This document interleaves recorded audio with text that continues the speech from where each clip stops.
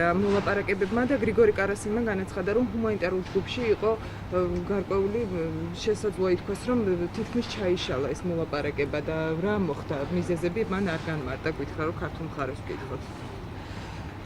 მოლაპარაკებები იყო ძალიან რთული, ურთულესი ვიტყოდი იმის ფონზე, რაც დღეს პარალელურად ხდებოდა მოსკოვში და ეს მოსალოდნელიც იყო.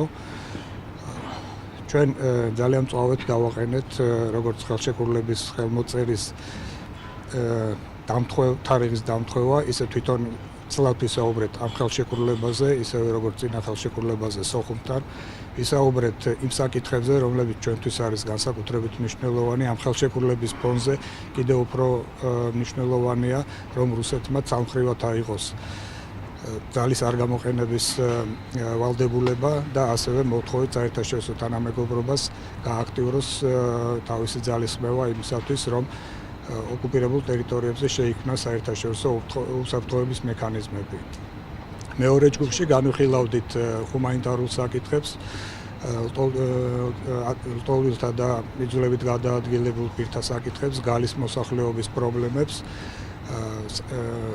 საოკუპაციო ხაზის გადაკვეთის გამარტივების საკითხებს, პასპორტების ჩამორთმევას და საბუთების ჩამორთმევას და მშობლიურ ენაზე სწავლის უფლების არ მიცემას.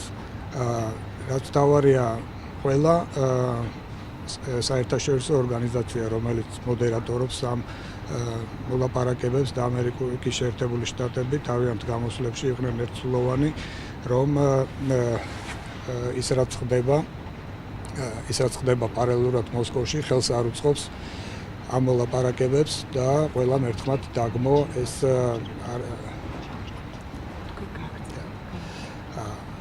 ამასთან დღის ბოლოს ამწვავე საუბრების შემდეგ ზოგიერთ დელეგაციას უმთხუნა ნერვებმა და მათ გადაწყვიტეს დაეტოვებინათ დარბაზი მეორე სამუშაო ჯგუფში, სადაც ჰუმანიტარული საკითხები განიხილებოდა, თუმცა ჩვენ მოვახერხეთ, რომ ყველა დღის წესრიგის უკლებლივ ყველა საკითხი, რომელიც ჩვენს ინტერესის სფეროში იყო, საფუძვლიანად გამიხილეთ.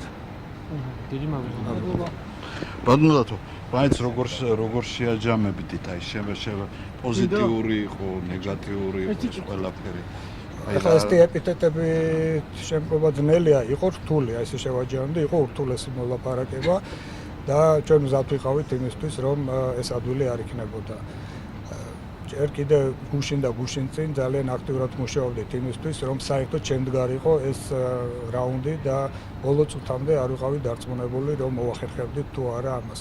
გუშინ ღამე გვიან გამოიცა ორი განცხადება ამერიკის შეერთებული შტატების სახელმწიფო დეპარტამენტის პრეს-სპიკერის და ასევე ევროკავშირის უმაღლესი წარმომადგენლის საგარეო ურთიერთობათა და უსაფრთხოების საკითხებში, სადაც იყო მოწოდება, სადაც იყო დაგმობილი ეგრეთ წოდებული ხელშეკრულებები და მოწოდება ჟენევის მოლაპარაკებების მონაწილეებისადმი, რომ შესულიყვნენ დარბაზში და იქ განეყილათ ყველა საჭიროებო ყველა პრობლემული საკითხი.